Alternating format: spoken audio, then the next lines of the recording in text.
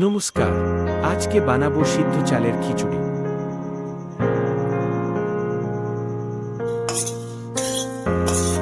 শুকনো লঙ্কা, ধনিয়া, জিরে হালকা ভেজে নিলাম।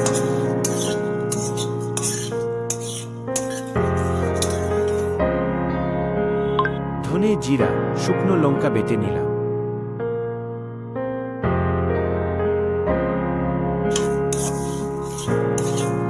মুগ ডাল হালকা লাল করে ভেজে নিলাম।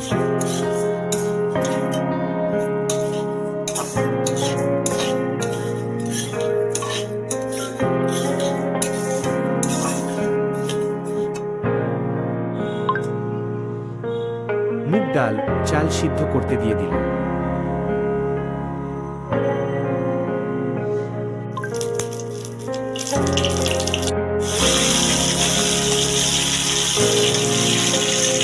গোটা জিরা, তেজপাতা, শুকনো লঙ্কা হালকা ভেজে, টমেটো, কাঁচা লঙ্কা, লবণ, হলুদ দিয়ে নাড়তে থাকলাম।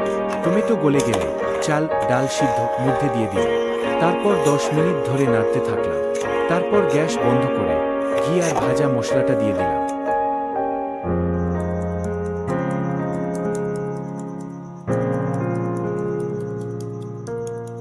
ধন্যবাদ। ভিডিওটা ভালো লাগলে সাবস্ক্রাইব আর লাইক, কমেন্ট, শেয়ার করে দেবেন।